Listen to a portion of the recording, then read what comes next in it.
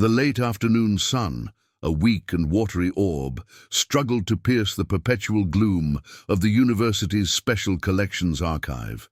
Dust motes danced in the sparse beams that managed to penetrate the high, arched windows, illuminating the motley collection of forgotten knowledge. Elias Thorne, a man whose life was a testament to the pursuit of the obscure, sat hunched over a heavy, leather-bound tome, its pages brittle with the passage of centuries.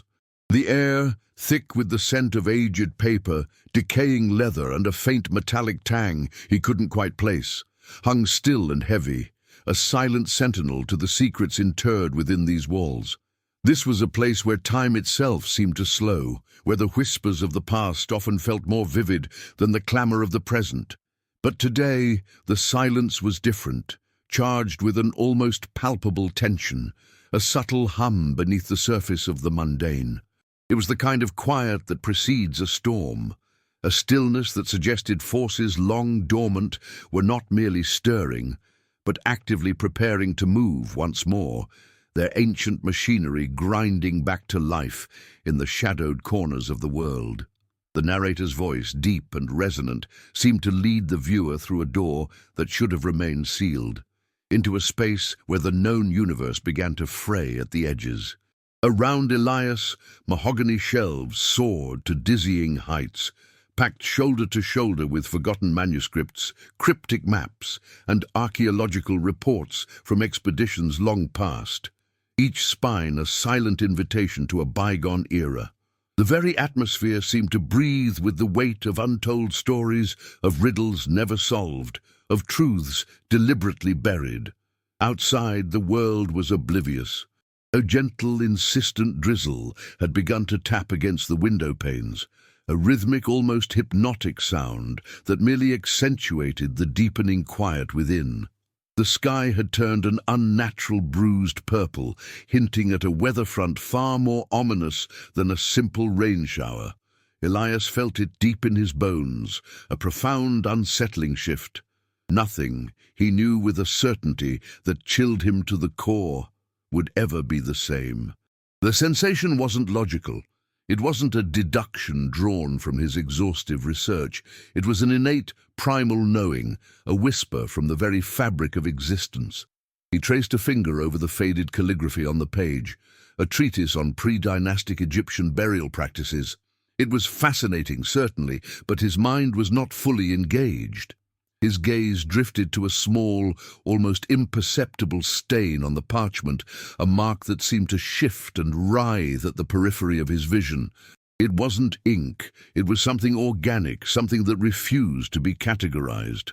His heart gave a sudden, involuntary lurch, a quick, sharp beat that echoed in his ears. It wasn't fear, not precisely, but a profound sense of déjà vu, an echo from a place he couldn't consciously recall. Then it happened. A sudden, blinding flash of imagery seared itself into his mind's eye. Not a memory, not truly, but a vision, vibrant and terrifyingly real. He saw a vast, desolate landscape under a sky of swirling, iridescent gases, dominated by an immense crimson orb.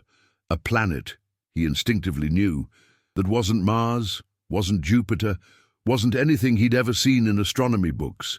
And etched onto that landscape, stretching for miles, were impossibly geometric structures, pyramids not of stone, but of some obsidian dark metal, reaching towards that alien sun. The vision vanished as quickly as it came, leaving behind a faint, acrid scent of ozone and dust and a buzzing sensation behind his eyes. It was a fragment, a shard of something ancient and terrible, a whisper from a reality that shouldn't exist.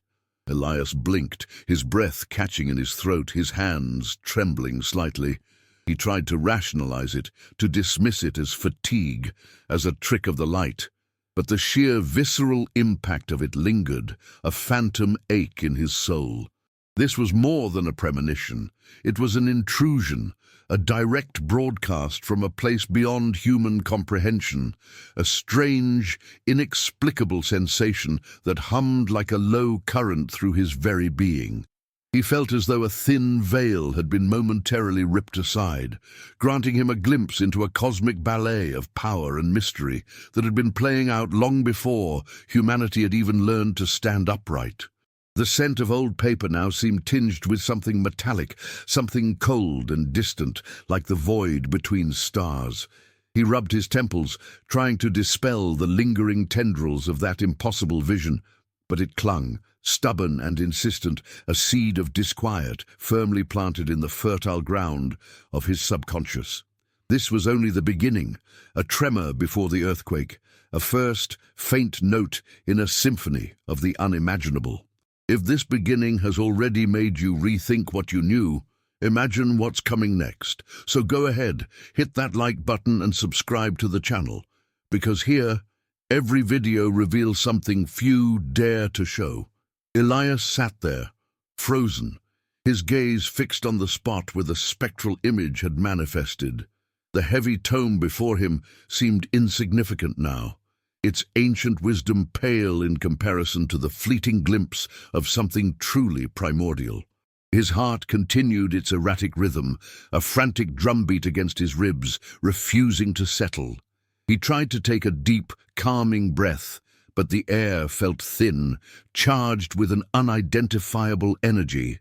The mundane details of the archive, the rows of shelves, the muted light, the distant hum of the university's ventilation system, all seemed to recede, replaced by the lingering echoes of that impossible vision. The crimson planet, the black geometric structures, they felt more real than the solid oak table beneath his forearms. He mentally catalogued the details, a habit ingrained from years of academic rigor, even as his logical mind screamed for him to dismiss it as a hallucination brought on by exhaustion and too much strong coffee. Yet he couldn't. The intensity, the sheer otherness of it, was undeniable.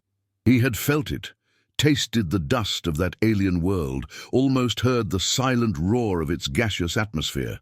His academic training had taught him to question everything, to seek empirical evidence, to reject the fantastical. But what if the fantastical was merely the yet-to-be-explained, the truth deliberately obscured? He pushed himself away from the table, the heavy wooden chair scraping loudly against the polished floorboards, a jarring sound in the oppressive silence. He needed to clear his head, to walk away from the heavy perfume of antiquity and the unsettling whispers that seemed to emanate from the very walls. He strode down the narrow aisles, his footsteps echoing softly, past shelves groaning under the weight of forgotten histories. His eyes scanned the spines, not really seeing them, his mind still replaying the terrifyingly vivid images. He needed a distraction, something concrete, something real. His hand, almost unconsciously, reached out and brushed against a section of shelves dedicated to obscure Mesopotamian artifacts and texts. He'd been meaning to revisit this section for his own pet project, a tangential study of anomalous energy signatures detected at ancient sites. Most scholars scoffed, but Elias had always felt that science and mysticism were not entirely disparate, merely different languages attempting to describe the same underlying reality. His fingers snagged on a volume tucked away on a lower shelf, almost hidden behind a larger, more ornate tome. It was thinner than most, bound in a dark, unadorned leather that felt strangely cool to the touch. The spine was blank, save for a single, almost imperceptible symbol etched into the material. A stylized winged disc, a motif he vaguely recognized from Sumerian iconography. Yet this rendition felt different, more aggressive, more alien. He hadn't noticed it before, and he prided himself on his meticulous familiarity with this archive. It was as if the book had appeared there, just for him, in this precise moment. A shiver traced its way down his spine, prickling the hairs on his arms. He pulled the book out. It was heavier than it looked, its weight surprising for its size. The leather was supple, almost new, despite its apparent age. He felt a strange compulsion, an inexplicable pull to open it. This was the first seed of the turning point, the initial tremor that would crack open his carefully constructed reality. The book wasn't just a book. It was a key, a subtle shift in the tectonic plates of his understanding. As his fingers gripped its cover, a faint, almost inaudible hum seemed to emanate from within, a vibration that resonated deep within his bones. It wasn't imagination. He could feel it, a low thrumming that intensified the closer he held it to his chest. The air around him suddenly felt thicker, denser, as if the molecules themselves were compressing, reacting to the ancient power now awakened. He took it to his research table, his heart still thudding with a mixture of apprehension and a strange, thrilling excitement.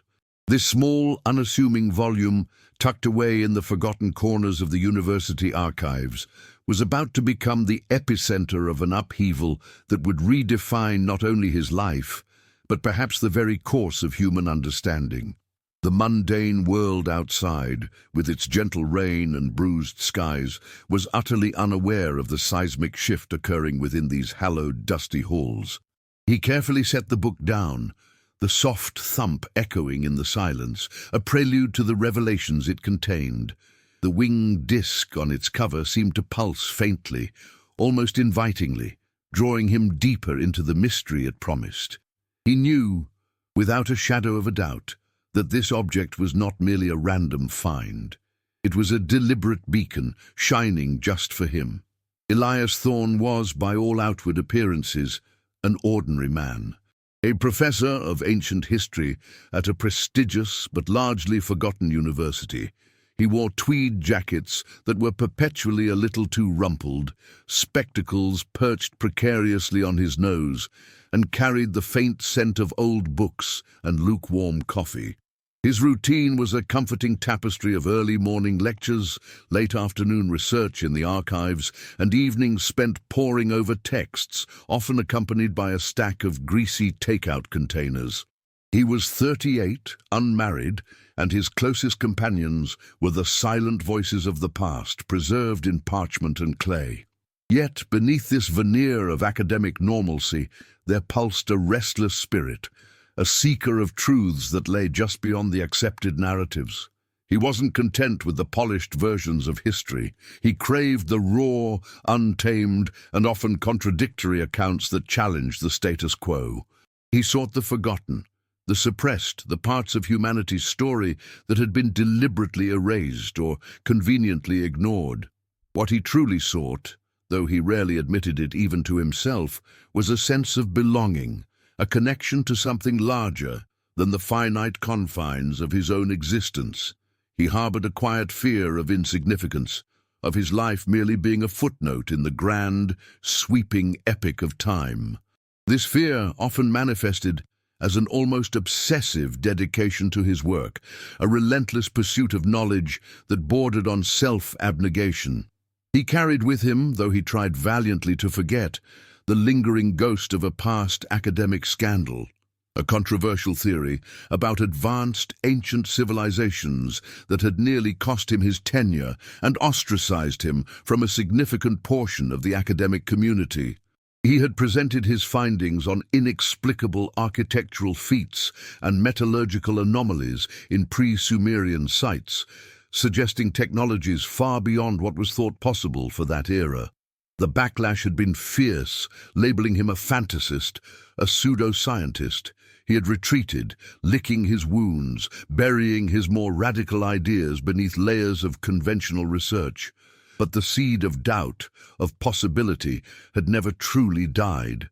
It festered, a quiet rebellion against the accepted dogma. He carefully placed the mysterious book on the worn oak surface of his desk.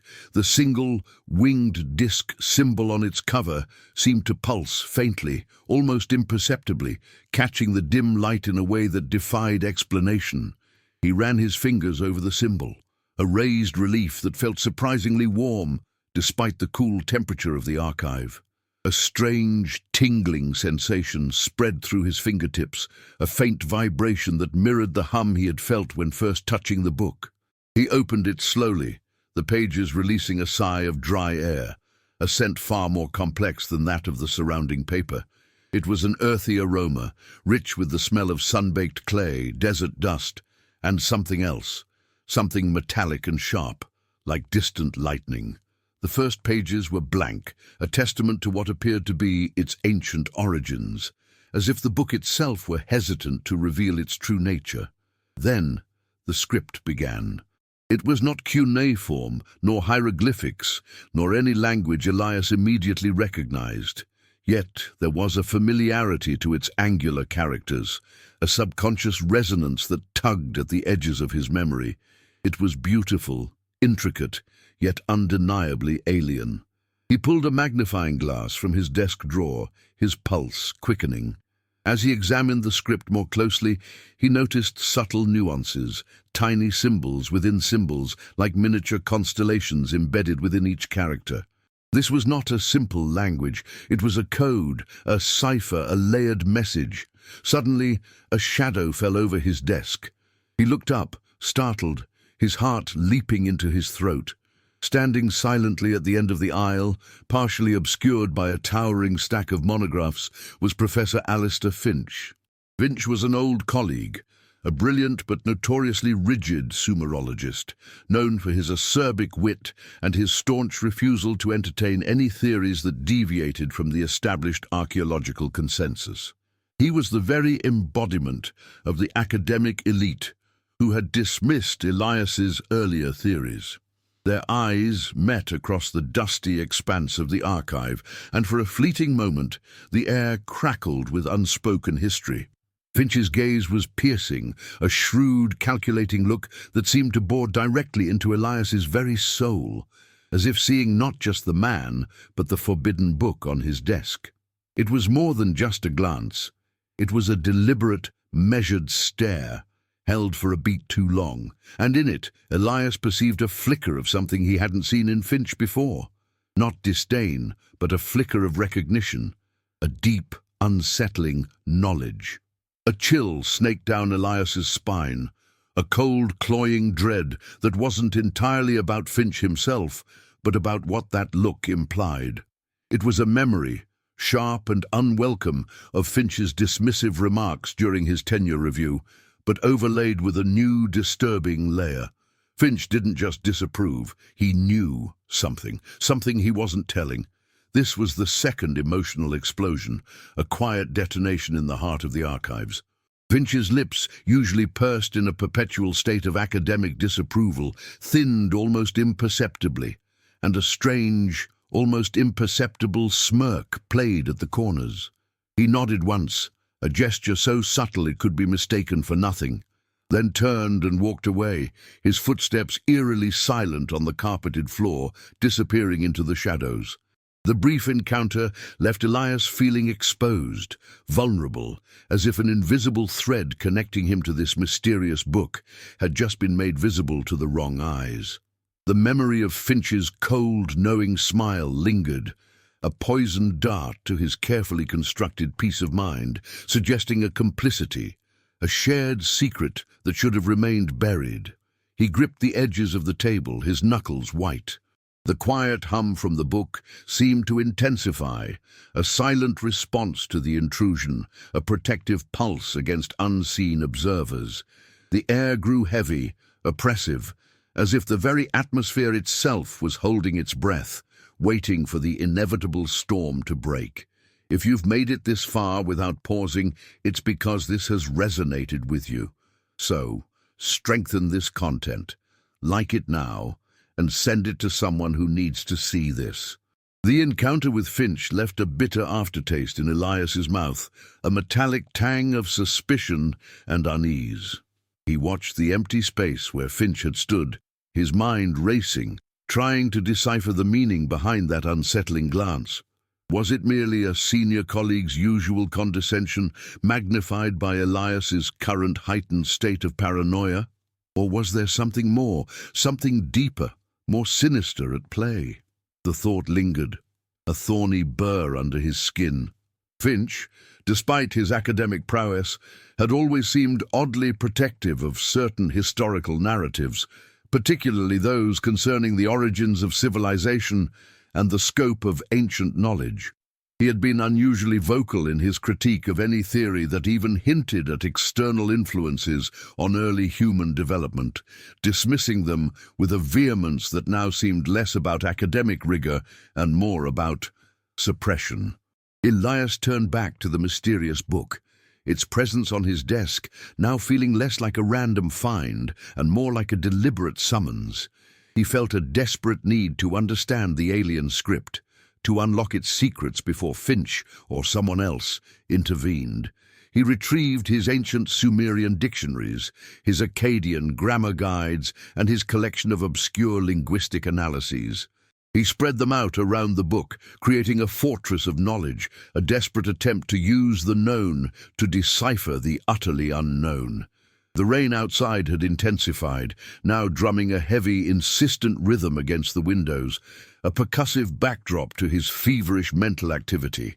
The sky had turned a deeper, more ominous shade of charcoal, and the archive, usually a haven of quiet contemplation, now felt like a cage, its walls closing in. Hours melted away as Elias lost himself in the arduous task of decryption. The script was unlike anything he had encountered. It was not phonetic in the traditional sense, but ideographic, almost pictographic, yet each symbol seemed to carry multiple layers of meaning, dependent on its context and its proximity to other symbols. He recognized faint echoes of early cuneiform, the wedge-shaped impressions, but refined, streamlined, as if an advanced civilization had taken a nascent human writing system and perfected it, imbued it with an entirely new dimension of complexity. He felt like an archaeologist digging through layers of time, not with a trowel, but with his intellect, slowly unearthing fragments of a language designed to be understood by beings beyond human comprehension. He focused on a recurring cluster of symbols, a repeated motif that appeared in the opening paragraphs. It seemed to describe a journey, a passage through a star-filled void. One symbol, in particular, intrigued him, a stylized representation of a celestial body with multiple concentric rings, unlike Saturn, different from Jupiter. It glowed with an internal light, almost radiating energy from the page. He cross-referenced it with every ancient astronomical text he possessed, every star chart, every depiction of planetary bodies, from Sumerian tablets to Egyptian tomb paintings. Nothing matched, not precisely. Yet the imagery resonated with the impossible vision he'd experienced earlier, the crimson orb, the swirling gases. Could it be? Could this book be speaking of that place? His hands trembled as he worked, fueled by stale coffee and an unyielding intellectual curiosity that bordered on obsession. The words on the page began to coalesce, slowly, agonizingly, forming fractured sentences, then nascent paragraphs. The text was a narrative, a chronicle, written from a perspective both ancient and profoundly alien. It spoke of cycles, of great cosmic alignments, of a celestial body referred to as Nibiru, a name that sent a jolt through him, a term often dismissed as fringe pseudoscience, yet here it was, rendered in a language older than humanity itself. The book was describing Nibiru not as a myth, but as a living, breathing entity, a planetary vessel. And then he saw it, a series of connected symbols forming a complex diagram, unmistakably a map. It wasn't a map of Earth as he knew it, not of modern continents or nations. It was a depiction of vast, sprawling landmasses, rivers flowing in patterns that defied contemporary geography, mountain ranges rising in impossible configurations. But interspersed within these ancient geological features were symbols that mirrored those found in the earliest known human settlements. The great rivers of Mesopotamia, the Fertile Crescent, the Nile Valley. What struck him most profoundly, though, were the additional markings, intricate networks of lines, like veins across the landscape, connecting specific points. And at these points, small, radiating symbols, identical to the winged disc on the book's cover, indicated presence. These were not natural formations. They were artificial, deliberate, marking locations of immense significance. The map was annotated with descriptions of landing zones, resource extraction points, and observational outposts. His breath hitched in his throat. This wasn't just a map of ancient lands, it was a blueprint, a strategic overview of what the text referred to as the progenitor's domain. This was the first true turning point, the moment the veil of academic detachment was irrevocably torn. Elias felt a profound, almost dizzying sense of disorientation. The world, as he had understood it, was crumbling around him, replaced by a terrifying and exhilarating new reality. The book wasn't a historical oddity, it was an intelligence report, a declassified document from an alien civilization detailing their operations on Earth. The map laid bare before him was a revelation, shattering the very foundations of his understanding of human history. It wasn't merely a quaint drawing, it was a complex, multi-layered diagram, almost holographic in its intricate detail, though rendered on parchment that felt thousands of years old. The land masses, initially alien, began to resolve into recognizable, albeit primordial versions of Earth's continents, but with vastly different coastlines, suggesting a time before significant geological shifts. The rivers were wider, the deserts smaller, the polar ice caps immense. Yet superimposed upon this ancient geography were markings that were profoundly out of place. Perfect geometric shapes, towering obelisks indicated by complex symbols, and most disturbingly, precise coordinates that, when Elias mentally cross-referenced them with known archaeological sites, sent a cold shiver down his spine. The plains of Mesopotamia, the fertile valleys of Egypt, the highlands of the Andes, they were all meticulously marked, but not as natural wonders or human settlements. Instead, they were designated as zones of extraction, laboratories, and command centers. His eyes were drawn to a specific cluster of symbols near what would become the Persian Gulf, a sprawling complex that the text identified as Edin, a word he knew from Sumerian mythology as the Garden of the Gods. But here it was described as the primary staging ground, a vast interconnected city where the children of the sky had first established their dominion. The text accompanying the map was terse, almost clinical, detailing resource requirements, logistical challenges, and the hierarchical structure of the entities referred to as the Anunnaki, a name he had always associated with myth and legend, relegated to the realm of speculative fiction by mainstream academia.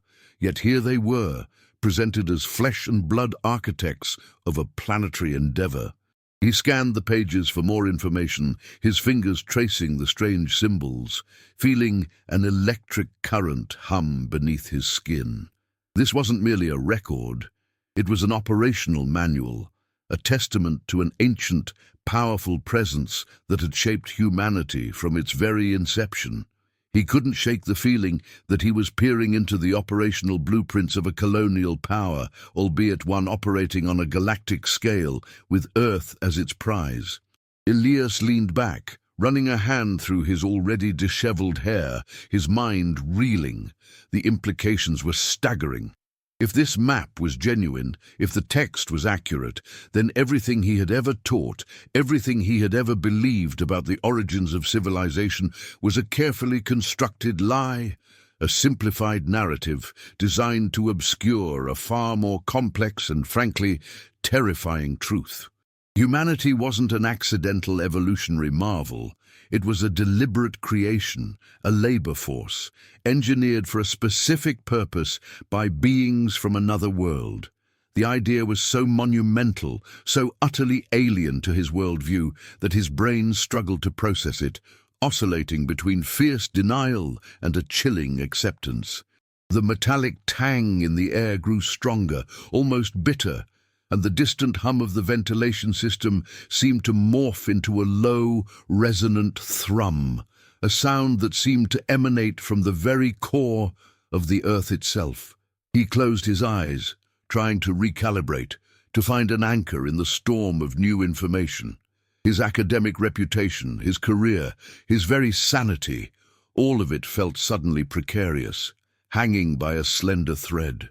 He remembered the derision, the mocking laughter of his colleagues when he had dared to suggest anomalies in the historical record.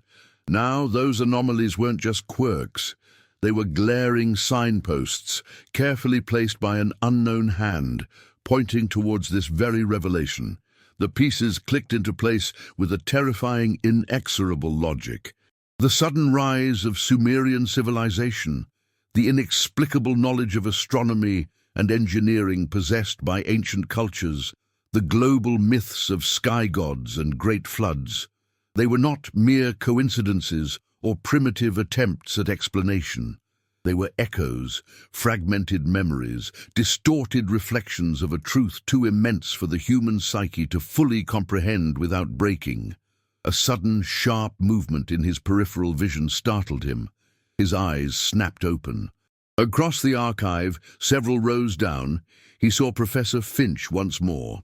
This time, Finch was speaking in hushed, urgent tones into a sleek, modern smartphone, his back partially turned to Elias. His voice, usually booming in lectures, was barely a whisper, yet Elias's heightened senses picked up a few fragmented words that cut through the silence like shards of glass. Thorn. The journal. Activated. Finch paused, listening intently, then spoke again, his voice now colder, sharper.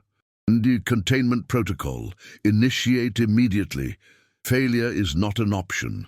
He lowered the phone, his face grim, and then, slowly, deliberately, turned his head. His gaze once again locked with Elias's. But this time, there was no subtle smirk, no knowing glint, only a hard, implacable resolve, a cold, calculating threat that made Elias's blood run cold. It was a direct, undeniable confirmation. Finch wasn't just an academic rival. He was an agent, a guardian of the secret, and Elias had just stumbled across the very thing he was sworn to protect. This was the moment of true awakening, the terrifying realization that his pursuit of forgotten history had drawn him into a clandestine war, an unseen conflict waged in the shadows for millennia. The book was not just a partial truth, it was a declaration of war against the established order, a silent scream across the eons, connecting his ordinary life to the world of ancient gods. The tension in the archive became a physical entity, pressing down on him, suffocating him.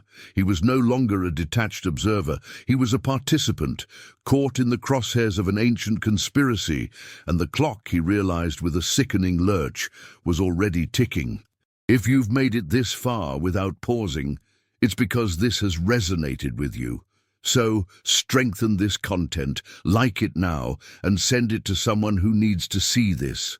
The revelation hit Elias with the force of a physical blow. Finch's words, his icy gaze, resonated with a chilling finality. Containment protocol. Initiate immediately. The phrase echoed in his mind, stripping away any last vestiges of doubt or academic skepticism. He wasn't merely on the verge of a groundbreaking discovery.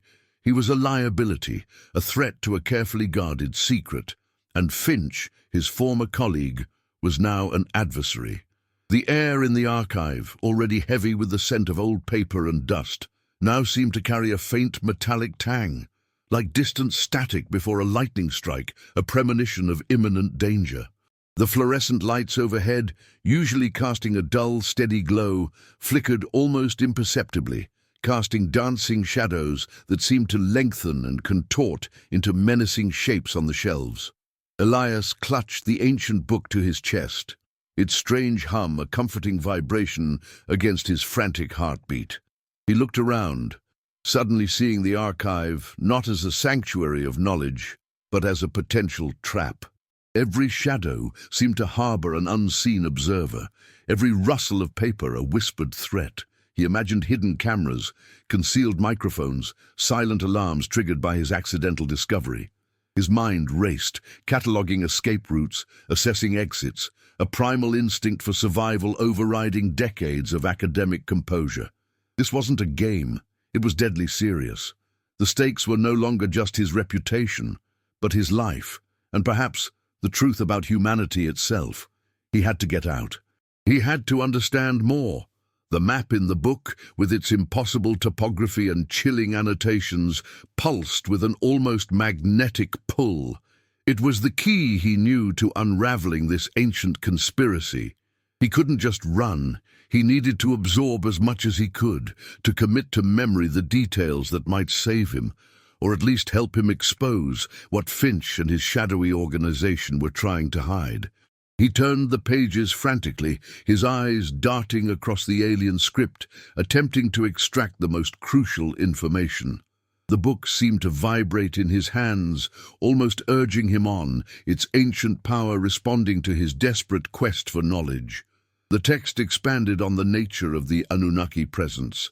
It described their terraforming efforts, the manipulation of Earth's early atmosphere and ecosystems to suit their needs.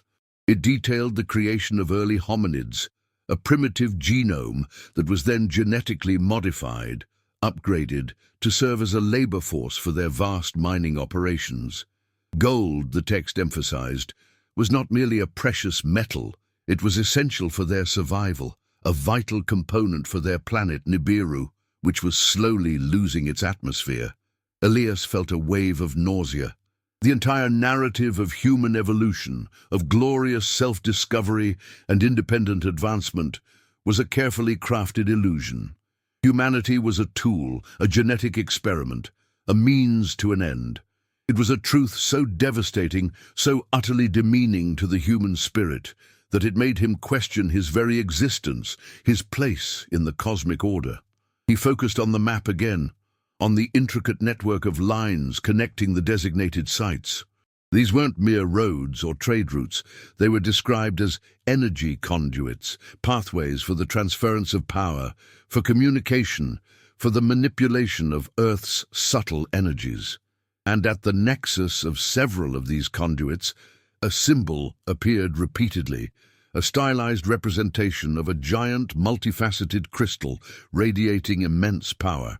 The text referred to these as ziggurat crystals, not merely temples but colossal energy generators, drawing power from the Earth's core and amplifying it, perhaps for terraforming, for interstellar communication, or for something even more unimaginable.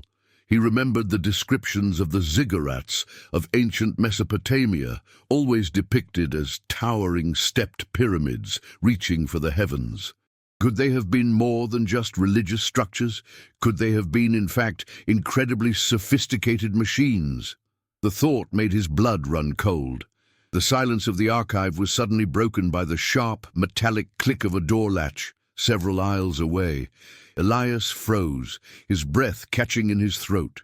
He heard the soft, almost imperceptible shuffle of footsteps, too light for Finch, too deliberate for a random student. His gaze darted to the end of his aisle, and there, partially obscured by a research cart laden with ancient scrolls, was a figure. Not Finch. This individual was lean, clad in dark, nondescript clothing, moving with an unnerving fluidity.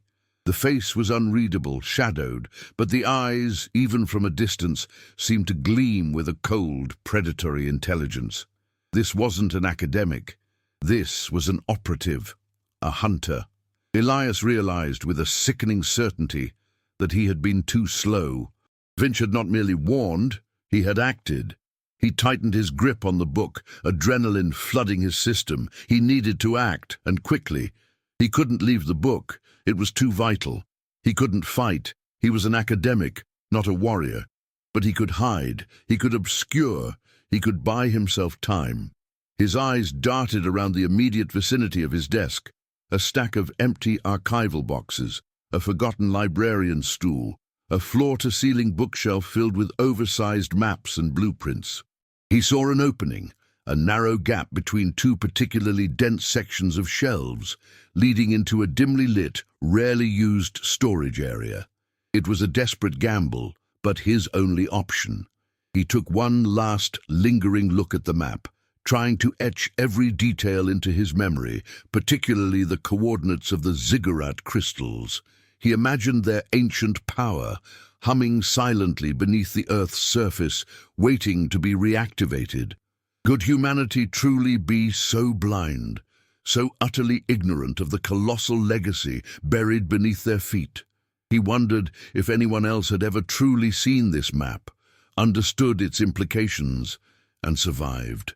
His heart pounded like a drum, a frantic rhythm that threatened to burst from his chest. The smell of dust and old paper was now mixed with the sharp, coppery tang of fear, a primal scent that filled his nostrils and propelled him forward. The lean figure moved with an unsettling grace, gliding silently through the labyrinthine aisles of the archive. Elias, pressed against the cold metal of a shelving unit, held his breath, the ancient book still clutched tightly to his chest. He could hear the faint, almost imperceptible swish of fabric as the figure drew closer, a sound that amplified the frantic pounding of his own heart. He knew with an animalistic certainty that he was being hunted. The academic calm that had defined his life had evaporated, replaced by a raw, primal fear that sharpened his senses to an almost unbearable degree.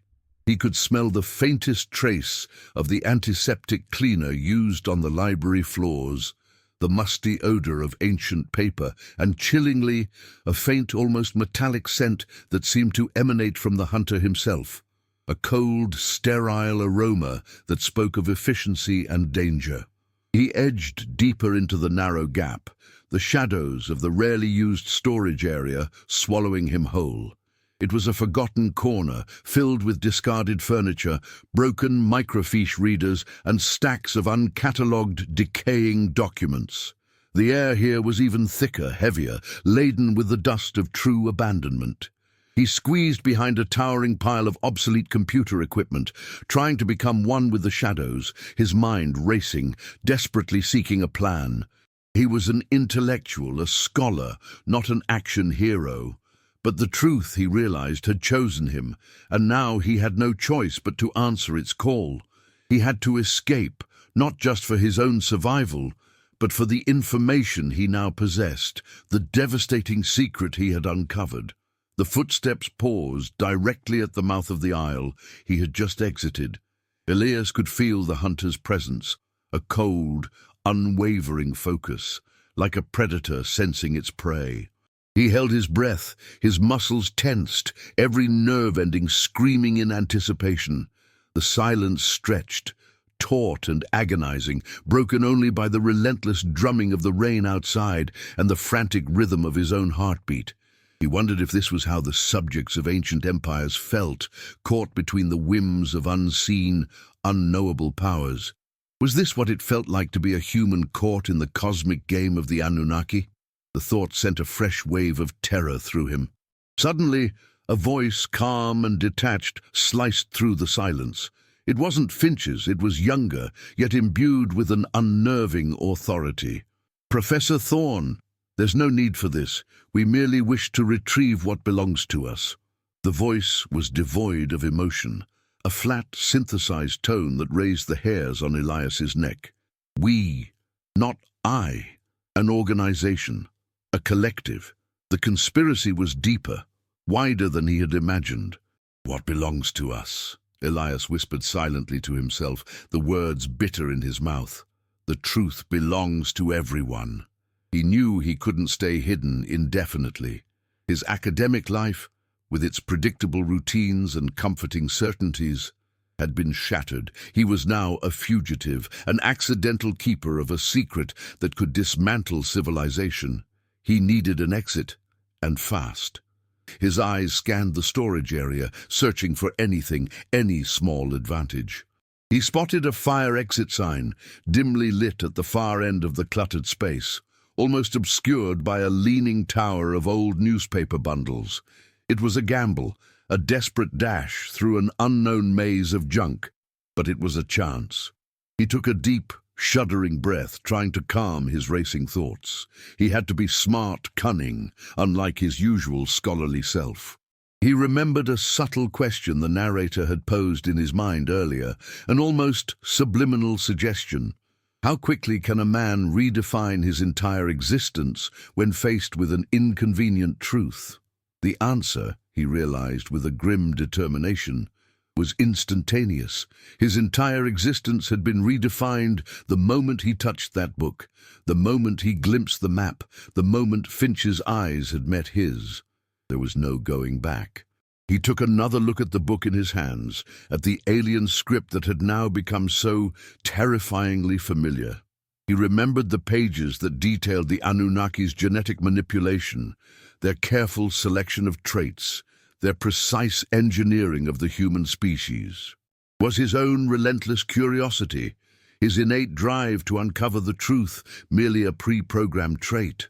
A subtle upgrade instilled by his ancient creators, an urge to question, to seek, to rebel against the very constructs they had established. The thought was chilling, turning his perception of free will into a cosmic joke. This was the third emotional explosion, a quiet, internal implosion that rocked the foundations of his identity.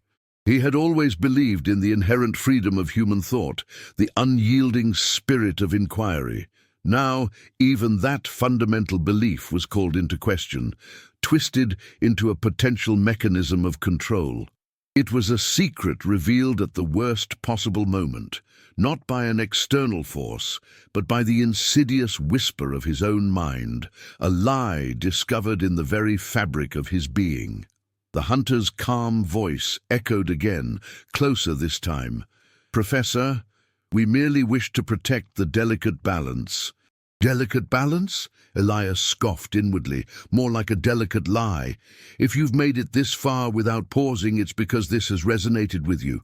So, strengthen this content, like it now, and send it to someone who needs to see this."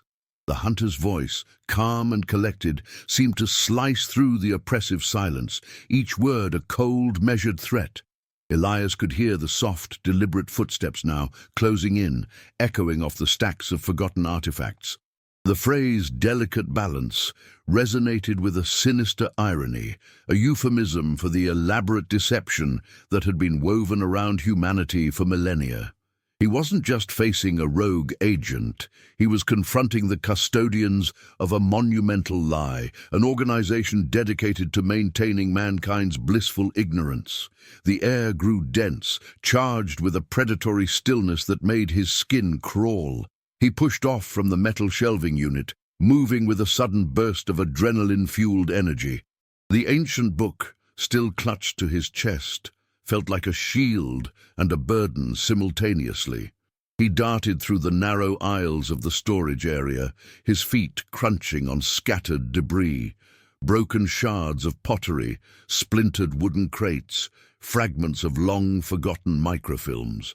The dust, disturbed by his frantic movement, rose in thick clouds, momentarily obscuring his path, but also providing a meager screen against his pursuer.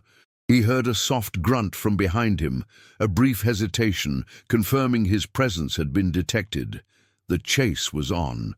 His lungs burned, his heart hammered against his ribs, a frantic rhythm that threatened to overwhelm him. He could feel the proximity of his pursuer, the unseen eyes that tracked his every desperate move. He was an academic, his body accustomed to long hours of sedentary research, not evasive maneuvers through a cluttered archive. Yet a primal instinct, perhaps one encoded within his very DNA by those ancient manipulators, surged to the forefront, guiding his movements, sharpening his reflexes. He ducked under a sagging shelf, squeezed past a teetering pile of obsolete filing cabinets, his fingers brushing against cold, dusty metal and brittle, decaying paper. The fire exit, a beacon of hope, seemed impossibly far away, shimmering at the end of a long, dark corridor. He could hear the hunter gaining on him, the footsteps now more urgent, a soft, predatory thud, thud, thud. He risked a glance over his shoulder. The figure was closer, a dark silhouette against the faint light from the main archive, moving with an almost unnatural fluidity, a terrifying efficiency that spoke of extensive training. This was not just a university employee, this was a professional, a shadow warrior in a clandestine war. Elias pressed forward, fueled by a potent cocktail of fear and desperate curiosity. He had to reach the exit, not just to escape, but to bring the truth he held to light. The book, still a warm presence in his hands, seemed to radiate a low, persistent hum, a comforting counterpoint to the rising panic. He imagined the ancient Anunnaki observing humanity's early struggles, perhaps even designing this very instinct for survival, for escape, for defiance. Was he merely acting out a pre-programmed script, or was he finally breaking free from it? He reached the fire exit, his fingers fumbling with the heavy bar. It was old, stiff, rarely used. He slammed his shoulder against it once, twice, a metallic clang echoing deafeningly in the confined space. The bar gave way with a groan of tortured metal, and the door swung open, revealing not an alleyway, but a narrow, unlit stairwell, smelling faintly of stale cigarette smoke and damp concrete. A gust of cold, damp air rushed in, carrying the scent of the intensifying rain. He plunged into the darkness, not daring to look back, his feet clattering down the worn concrete steps. He descended several flights, the sounds of pursuit fading slightly, replaced by the thrumming of the ancient building and the echoing crash of his own footsteps. He reached a lower-level corridor, dimly lit by flickering fluorescent tubes, leading to the university's service tunnels. He knew this area. It was a forgotten network beneath the campus, used for maintenance and heating, a subterranean maze that offered both refuge and potential trap. He chose the refuge, pushing open a heavy, unmarked door and slipping into the damp, echoing darkness of the tunnels. The air in the tunnels was thick with the smell of damp earth, mildew, and the faint metallic scent of heated pipes. Water dripped from unseen cracks in the ceiling, creating small, echoing splashes. He navigated by memory and the dim glow of his phone, its battery dangerously low. He moved deeper, past rumbling pipes and silent conduits, the darkness pressing in around him, a comforting cloak against discovery, but also a suffocating embrace. He was utterly alone, a solitary figure in a vast, ancient secret. Suddenly a low, guttural growl echoed through the tunnel. It wasn't human. Elias froze, his heart leaping into his throat. His phone, which he had been using to illuminate his path, flickered and died, plunging him into absolute darkness. He stood stock still, straining his ears, the sound of his own ragged breathing filling the void. The growl came again, closer this time, a resonant vibration that seemed to shake the very foundations of the tunnel. It was accompanied by a strange, scuttling sound, too heavy for a rat, too deliberate for natural debris. Elias felt an overwhelming sense of dread, a chilling certainty that whatever was making that sound was not of this world, not entirely. He imagined the silent forces Finch had spoken of, the entities, the guardians. This was the Virada III, the terrifying realization that he was not just involved in a human conspiracy, he was in the crosshairs of something ancient, something non-human, something that had been watching, waiting, guiding his steps towards an inevitable confrontation. He was merely a pawn, and the game was far older and infinitely more dangerous than he could have ever imagined. The darkness pressed in, tangible and suffocating, a primal fear seizing him as he realized the true scale of the forces arrayed against him. The growl echoed again, closer now, a low, rasping sound that vibrated through the damp earth and concrete of the tunnels, chilling Elias to the bone. His mind screamed for him to run, to flee blindly into the oppressive darkness, but his feet remained rooted to the spot, paralyzed by a terror so profound it transcended mere fear. This wasn't the trained operative from the archive. This was something else entirely, something ancient and primal, something that seemed to exude an aura of immense, inhuman power. The scuttling sound intensified, a rhythmic clicking of multiple limbs against the rough concrete floor, drawing closer with unnerving speed. The air grew heavy, thick with a strange, musky odor he couldn't identify, but which bespoke of something profoundly non-terrestrial. He groped blindly in the darkness, his fingers brushing against cold, rusted pipes, slick with condensation. His heart hammered against his ribs, threatening to burst through. The ancient book, still clutched in his left hand, felt like a meager talisman against the encroaching dread. He squeezed his eyes shut for a moment, wishing for the comforting light of his study, the familiar scent of old paper, anything to dispel this creeping nightmare. But the darkness was absolute, impenetrable, and the growl, now directly in front of him, was a tangible force, a wave of sound that washed over him, momentarily stealing his breath. A flash of memory, vivid and unbidden, surged into his mind. It was a fleeting image from his childhood, a forgotten detail, a strange, almost luminescent creature he had once seen in a recurring nightmare, its eyes glowing with an internal fire, its body a grotesque collection of segmented limbs and chitinous plates. He had dismissed it as childish fantasy, a product of an overactive imagination.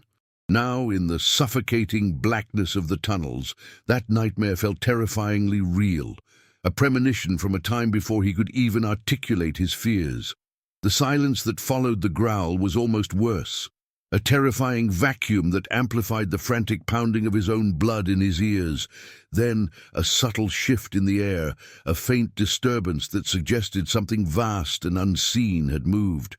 Elias's academic mind, even in the throes of terror, tried to rationalize, to categorize. Could it be a large animal? A stray dog, perhaps? But the growl had been too deep, too resonant, too intelligent. And the smell, so utterly alien, filled his nostrils, erasing any mundane explanation. He remembered the text in the Anunnaki book, the cryptic references to guardians, to watchers, to entities left behind to ensure the delicate balance remained undisturbed. Were these the forces Finch had alluded to? Entities neither human nor divine, but something in between, born of an ancient manipulation, lurking in the forgotten corners of Earth, waiting for their moment? The sensation of profound disorientation gave way to a chilling clarity. He was no longer merely a scholar pursuing an esoteric truth. He was a trespasser, an intruder in a realm carefully concealed, and the guardians of that realm had been awakened. His earlier intellectual understanding of the Anunnaki was now replaced by a visceral, bone-deep terror. They weren't just ancient astronauts. They were shapers of reality, manipulators of life, and their legacy was far more terrifying than he had ever imagined. A sudden, sharp pain flared in his right arm. He cried out, a strangled gasp escaping his lips. Something had latched onto him, something with immense strength and sharp, piercing points. He thrashed wildly, trying to dislodge whatever had seized him, his free hand scrambling against the rough concrete wall, desperately seeking purchase. He could feel a cold, slimy texture against his skin, something hard and segmented, like an insect's carapace, but on a terrifyingly massive scale. The musky smell intensified, now tinged with a faint metallic odor. Blood, his own. The entity pulled at him, dragging him deeper into the absolute darkness, away from the faint promise of the corridor behind him. Elias fought back with a ferocity he didn't know he possessed, fueled by sheer terror and the desperate need to protect the book. He screamed, a raw, animalistic cry that echoed through the tunnels, swallowed by the oppressive silence that followed. He could hear the rapid clicking of the creature's limbs, the heavy, rasping breaths, the almost imperceptible whine of unseen machinery. He was being taken, pulled into the abyss, his academic life, his understanding of the world, shattering into a million pieces around him. Then an unbearable heat radiated from the book in his hand, a sudden, searing warmth that spread through his arm, through his chest, through his entire body. It was not painful, but intensely disorienting, a powerful surge of energy that seemed to emanate from the ancient artifact itself. The growl of the creature suddenly changed, morphing into a sound of pained surprise, a high-pitched shriek that was abruptly cut short. The grip on his arm loosened, and he stumbled backward, collapsing against the damp wall, his heart hammering in his ears. He gasped for breath, disoriented, his arm throbbing where the creature had seized him. The musky, alien scent vanished, replaced by the damp smell of earth and mildew. The scuttling sounds faded into the distance, rapidly retreating into the deeper, unseen reaches of the tunnels. He slumped against the wall, trembling, the book still radiating a faint, comforting warmth. He was alive. Whatever that creature was, whatever it intended, it had been repelled by the book. It was a clear, undeniable sign, a fourth emotional explosion, a profound message delivered in the terrifying language of raw power. The book wasn't just a record, it was an artifact, a weapon, imbued with an ancient energy that resonated with the Anunnaki's own technology. The winged disc on its cover, which he could still feel imprinted on his palm, seemed to hum with newfound life. A protector, a guide, a silent sentinel in the dark. He was no longer just a scholar. He was connected, intimately linked to this ancient power, a conduit for its influence. The boundary between the real and the impossible had been utterly obliterated. If you've made it this far without pausing, it's because this has resonated with you. So strengthen this content, like it now, and send it to someone who needs to see this. Elias lay panting against the cold, damp concrete, the warmth radiating from the ancient book, a stark contrast to the icy dread that still gripped his heart. The encounter in the darkness had left him shaken to his core, a stark reminder of the forces he was up against. His arm throbbed, a dull ache where the creature had clutched him, leaving behind a series of angry red welts that burned faintly even through the fabric of his tweed jacket. He carefully pushed himself upright, his muscles screaming in protest, every joint aching from the frantic chase and the terrifying struggle. The air, though no longer thick with the alien musk, still felt charged, as if the very molecules were buzzing with residual energy from the creature's retreat and the book's sudden, powerful surge. His phone was dead, a lifeless rectangle of plastic and glass in his pocket. He was utterly alone in the subterranean labyrinth, guided only by the faint internal light of the ancient book and the rapidly dwindling reserves of his own courage. He gripped the book tighter, its warmth a small comfort in the suffocating darkness. He had to keep moving, to find a way out, to reach a place where he could process the unfathomable truth he now carried. The creature, whatever it was still out there, lurking in the deeper shadows, and he knew it would be back. He felt like a mouse caught in a colossal cosmic game of cat and mouse, and the stakes, he now understood, were nothing less than the destiny of humanity. He began to walk, slowly at first, then picking up a more determined pace, his hands sweeping ahead of him to feel for obstacles in the pitch blackness. The book in his hand seemed to guide him, its warmth intensifying slightly whenever he deviated from a particular path. It wasn't just a physical object. It was a living artifact, a sentient guide, a fragment of Anunnaki technology that had chosen him for reasons he could not yet fathom. The realization was both terrifying and exhilarating. He was no longer just an observer of history. He was a participant, an actor in a drama far older than recorded time. As he moved deeper into the tunnels, the architecture began to change. The rough-hewn concrete gave way to smoother, more ancient stonework, blocks of dark, almost obsidian-like rock, fitted together with impossible precision, without mortar, seamless and strong. The air grew cooler, drier, losing the damp earthiness of the newer sections. He noticed faint, almost imperceptible etchings on the stone walls, symbols that mirrored those in the book, glowing with a soft, ethereal luminescence in the absolute darkness. He traced one with his finger, a feeling of awe overcoming his fear. This was not human construction. This was Anunnaki. The tunnel opened into a vast, cavernous space, so immense that his mind struggled to comprehend its scale in the darkness. He held the book aloft, and a brilliant, incandescent light erupted from its pages, not a blinding flash, but a steady, pervasive glow that pushed back the shadows, revealing a breathtaking spectacle. He gasped, a sound swallowed by the sheer immensity of the chamber. This was not a natural cave. It was an ancient artificial complex carved from the very bedrock of the earth, with a technology far beyond human capability. The walls, floor and ceiling were composed of the same dark polished stone, shimmering with embedded crystals that refracted the book's light into a dazzling display of colors. And at the center of the chamber, rising majestically from the floor, was a colossal structure, a towering, multifaceted crystal, identical to the ziggurat crystal depicted on the map in the book. It pulsed with a soft, internal light, humming with a low, resonant energy that he could feel vibrating through the soles of his feet. It was immense, easily 100 feet tall, composed of countless geometric planes, each perfectly cut and polished, reflecting the book's light in a kaleidoscopic explosion. Around its base, he saw what appeared to be ancient control panels, consoles made of the same dark, crystalline material, covered in more of the alien script and embedded with shimmering, glowing conduits that snaked across the floor, disappearing into the walls. This was it, the heart of it all, the source of the ancient power. His eyes darted around the chamber, drinking in every impossible detail.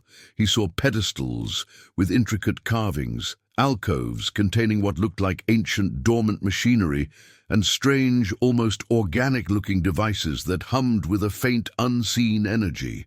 This wasn't a ruin, it was a dormant facility, a sleeping giant waiting to be reawakened. And the book in his hand, he realized with a jolt, was the key. It was activating the dormant systems, reacting to the presence of the ziggurat crystal, its light growing brighter, its hum more intense, as if calling out to its ancient brethren. This was the Virada 4, the moment of devastating truth, the instant he finally saw what had been hidden for millennia, not a myth, not a legend, but a tangible, undeniable fragment of the ancient Anunnaki presence on Earth, a living artifact, a portal to a forbidden past. He was standing in a chamber designed by gods, surrounded by their forgotten technology, and the scale of their influence, their power, was utterly overwhelming. The air itself seemed to crackle with latent energy, buzzing with the echoes of a distant past and the ominous promise of a future yet to unfold. If you've made it this far without pausing, it's because this has resonated with you. So, strengthen this content, like it now, and send it to someone who needs to see this. The ziggurat crystal pulsed with a mesmerizing internal rhythm, its light flooding the immense chamber with an otherworldly luminescence. Elias stood transfixed, the ancient book held aloft, its pages now glowing with an intense, steady brilliance that seemed to communicate directly with the colossal crystal. He could feel the energy emanating from the artifact, a profound, almost sentient vibration that resonated deep within his bones, an echo of power older than time itself. This wasn't just technology. It was a living, breathing testament to an intelligence that had once walked the earth, shaping its destiny with an alien hand. The obsidian walls of the chamber shimmered, reflecting the light in a kaleidoscope of greens, blues and purples, casting long, dancing shadows that seemed to whisper forgotten secrets. He moved closer to the ziggurat crystal, drawn by an irresistible force, his feet crunching softly on the smooth, crystalline floor. The air around the central structure felt different, thicker, almost like liquid, imbued with an ethereal hum that made the hairs on his arms stand on end. He reached out a trembling hand, drawn to its surface, an impulse stronger than any rational fear. As his fingertips brushed against the smooth, cool surface of the crystal, a jolt of pure energy surged through him, not painful, but intensely invigorating, like 1,000 volts of pure consciousness coursing through his veins. And then it began. Images, memories, knowledge flooded his mind, not as visions but as direct downloads, torrents of information pouring into his consciousness from the crystal itself. He saw the Anunnaki, not as abstract deities, but as flesh and blood beings, tall and regal, with elongated features and eyes that held the wisdom of countless millennia. He saw their arrival on Earth, their immense motherships descending through the churning clouds, the construction of their first outposts, the meticulous process of terraforming the nascent planet. He witnessed the genetic engineering, the delicate manipulation of hominid DNA, the creation of Lulu, the primitive worker, the template for humanity. He saw the purpose. Gold, yes, but not just for atmospheric repair. It was a catalyst, an energy source, a key component in their own biological longevity and their interstellar travel. He saw Nibiru not as a mythical planet, but as a vast, technologically advanced world, a celestial vessel that traversed the cosmos on an elliptical orbit, its inhabitants, the Anunnaki, guided by a singular overarching directive: survival. He understood their struggles, their scientific prowess, their ruthless efficiency, and he saw their departure, the carefully orchestrated withdrawal, leaving behind guardians, technologies, and a genetically modified species, humanity, to unknowingly continue their legacy, to extract the precious gold, to maintain the delicate balance until their eventual return. The map in his book, he now realized, was not just a historical document, it was a real-time tracking system, a way for the Anunnaki to monitor their vast network of resource sites and laboratories, even across light years of space.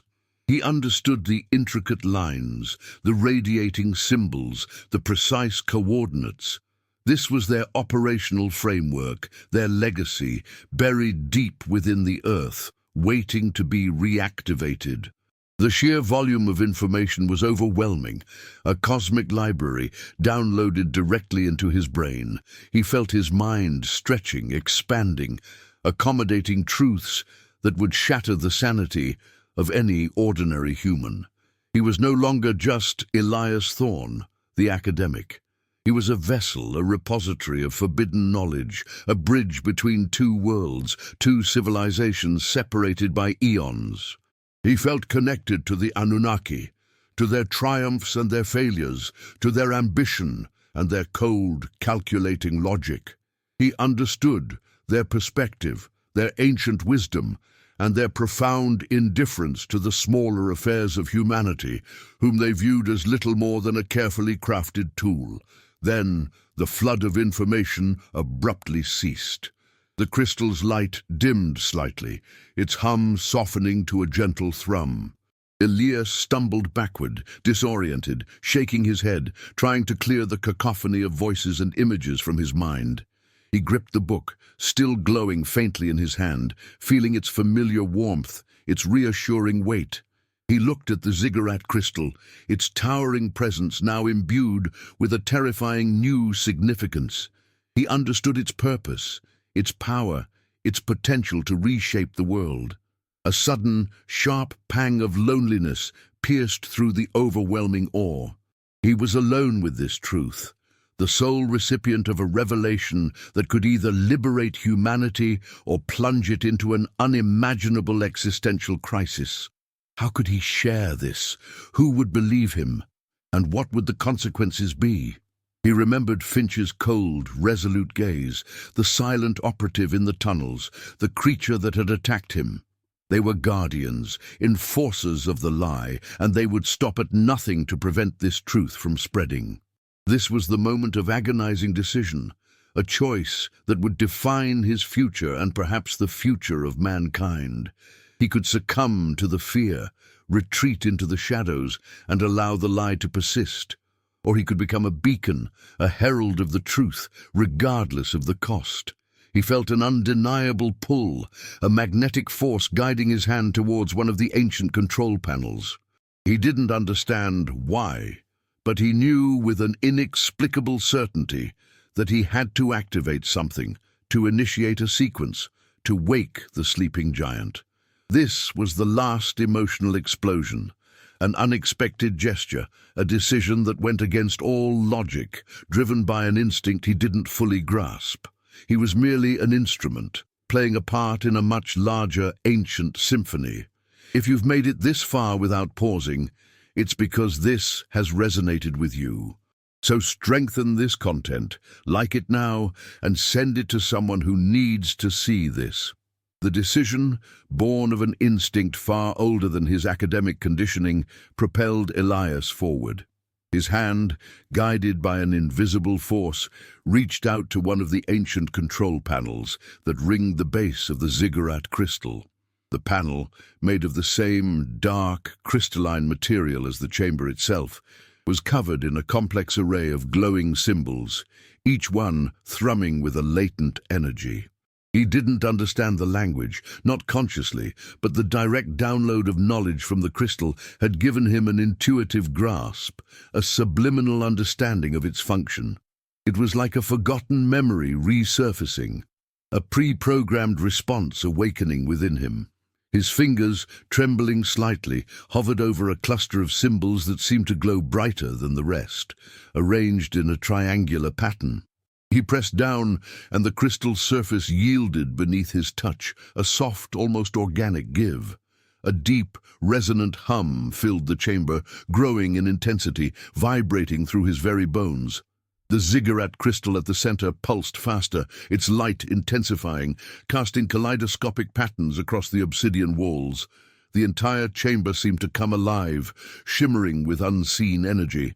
The conduits snaking across the floor brightened, flowing with a liquid golden light that pulsed rhythmically, like the beating heart of some colossal ancient being.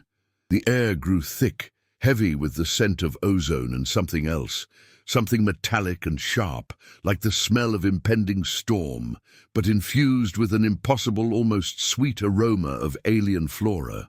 Elias felt a profound sense of inevitability, as if he were merely an instrument in a grand, cosmic symphony that had been playing for millennia, and he had just struck a crucial, predetermined chord. He watched in awe as the floor around the crystal began to retract, seamlessly folding back into itself, revealing a deep, circular chasm beneath. From the depths of this chasm, a blinding pillar of golden light erupted, shooting upwards, piercing the ceiling of the chamber with a silent, devastating force. He realized, with a chill that ran deeper than any fear, that this pillar of light was punching through miles of solid bedrock, through the very crust of the earth, reaching for the sky above. It was a beacon, a signal, a colossal energy beam broadcasting into the cosmos. He stumbled backward, shielding his eyes from the intense brilliance, the heat radiating from the light column almost unbearable. He could feel the ground trembling beneath his feet, a low, guttural rumble that echoed through the vast subterranean complex. It wasn't an earthquake, it was the activation of something immense, something truly world-altering. He remembered the descriptions of Nibiru from the book, its cyclical return, its deep connection to the earth. He had just sent a signal, a cosmic ping, perhaps a direct communication to the returning Anunnaki, or perhaps, he realized with a terrifying jolt, he had merely opened a gateway, a portal for their swift and decisive return. The golden pillar of light continued its ascent, an unbroken column of pure energy, stretching upwards beyond his sight, beyond the confines of the tunnel, through the very atmosphere of Earth. He imagined it piercing the cloud cover, a new star, visible to anyone looking up, a message broadcast across the galaxy. The implications were staggering. He had not just unearthed evidence, he had activated it. He had awakened something ancient, something immense, something that would change the course of human history forever. His mind raced, trying to process the magnitude of his action. Was he a hero, or had he just doomed humanity? Had he liberated them from ignorance, or had he merely delivered them back into the ancient servitude of their creators?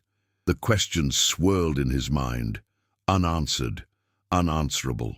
He looked at the book in his hand, its light now diminishing, its purpose for this moment fulfilled. It had guided him, protected him, and ultimately compelled him to make this impossible choice. He was merely a catalyst, a pawn in a game whose rules he was only just beginning to comprehend. The roar of the activated ziggurat crystal filled the chamber, a triumphant, terrifying sound that resonated with the very fabric of existence. The scent of ozone was overwhelming now, stinging his nostrils, a palpable sign of the immense energy being unleashed. He knew with a certainty that chilled him to the core that this was the end of one age and the beginning of another, a cosmic shift that would redefine everything. This was the Virada 5, the ultimate unveiling. If this content has opened your mind, comment below, "I saw what he saw." This helps us understand who is truly seeking knowledge beyond the surface.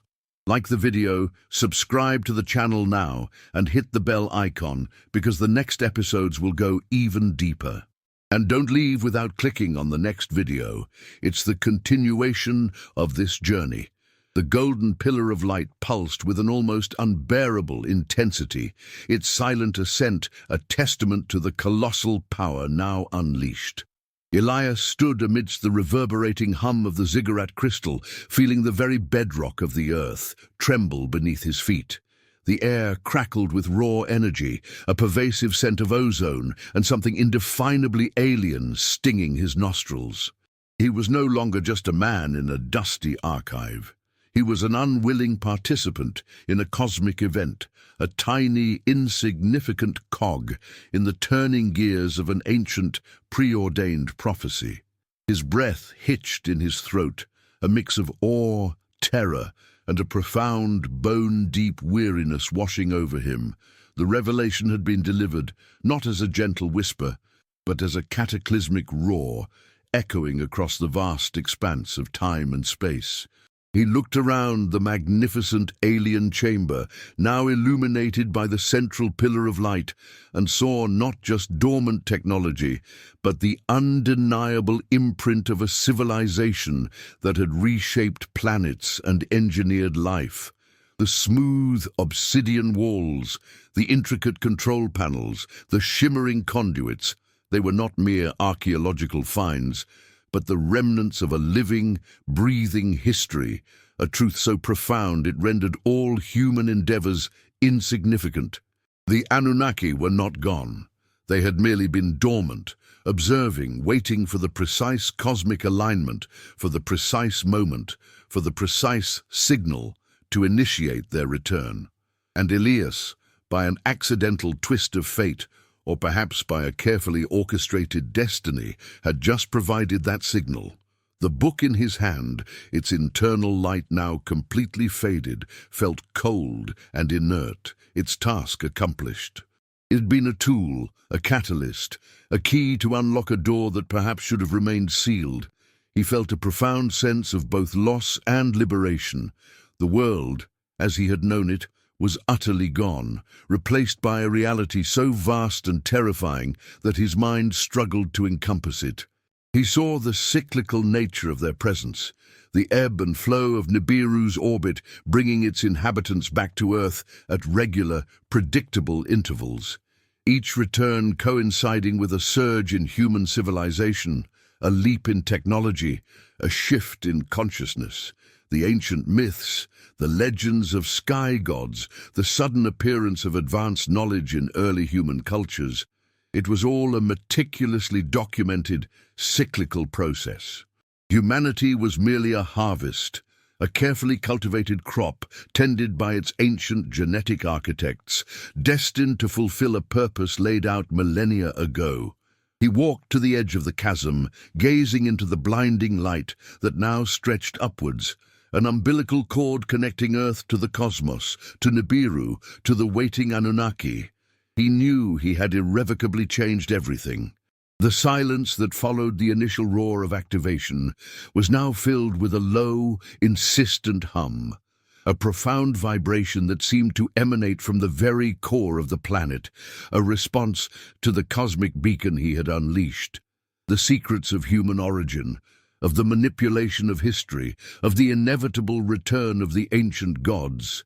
They were no longer theories or myths. They were undeniable, self-evident truths. now broadcast to the universe. The narrator's voice, now softer, almost a whisper, settled over the scene, an omnipresent guide to the profound silence that had fallen upon Elias. This wasn't an ending with answers, but an impact, a shattering of reality. The spectator was left to interpret, to question, to grapple with the implications. Elias stood at the precipice of a new dawn, or perhaps a new twilight. The sky above, the one that the light beam was now piercing, would never be seen the same way again. The stars, once distant in different pinpricks of light, would now hold the ominous promise of an ancient returning presence. The future, once a blank canvas, was now etched with the indelible lines of a destiny woven by beings from another world. The final question hung in the charged air, a haunting echo in the immense chamber. What now? The narrator offers no solace, no easy resolution, only the chilling certainty that this story, Elias Thorne's story, was merely a single, fragile thread in a tapestry of cosmic proportions, a small piece of something infinitely, terrifyingly larger. The future was unwritten, yet undeniably predetermined.